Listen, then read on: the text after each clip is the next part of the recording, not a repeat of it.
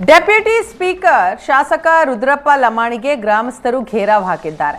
ಸ್ವಕ್ಷೇತ್ರದಲ್ಲೇ ಪದೇ ಪದೇ ಲಮಾಣಿಗೆ ಘೇರಾವ್ ಹಾಕ್ತಾ ಇದ್ದಾರೆ ಜನ. ಚುನಾವಣೆ ಮುನ್ನ ಕೊಟ್ಟಂತಹ ಮಾತು ಆ ಮಾತಿನಂತೆ ನಡೆದುಕೊಳ್ಳಿ ಅಂತ ಕ್ಲಾಸ್ ತೆಗೆದುಕೊಳ್ತಾ ಇದ್ದಾರೆ. ನೀವು ಗಟರ್ ಮಾಡ್ತೀವಿ ಅಂತ ಹೇಳಿ ಗಟರ್ ಮಾಡಿಲ್ಲ. ಇನ್ನೊಂದೇನಪ್ಪಾ ಅಂದ್ರೆ ಈ ಊರಾಗ ಯಾರು ಕಾಂಗ್ರೆಸ್ ಲೀಡರ್ ಅದಾರ, ಯಾರು ಮೆಂಬರ್ ಅದಾರ, ಯಾರಿಗೂ ನೀವು ಗುರ್ತಿಲ್ಲ ಸರ್. ಇಲ್ಲಿ ಏನೇ ಕೆಲಸ ಬಂದ್ರು ಒಬ್ಬರೇ ಮಾಡಾಕೊಂಡ್ರೆ ಇದು ಒಂದು ಈಗ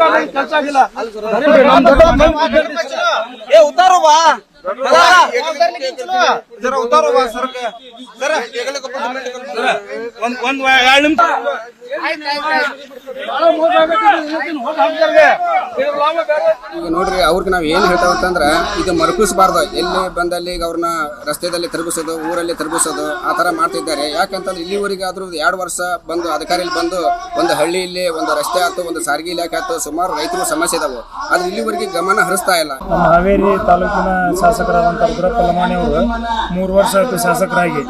ಯಾವ ಒಂದು ಊರಿಗೆ ಒಂದು ಅನುದಾನ ಇಲ್ಲ, ಒಂದು ರಸ್ತೆ ಇಲ್ಲ, ಊರಿನ ಕಡೆ ಅವ್ರು ಒಟ್ಟ ಬಂದೂ ಇಲ್ಲ. ರೈತರು ಅವ್ರಿಗೆ ಗೆರವ್ ಹಾಕಿ ವಾಪಸ್ ಕಳಿಸ್ಯಾರ. ಅದು ಅವ್ರಿಗೆ ಒಳ್ಳೇದಲ್ಲ.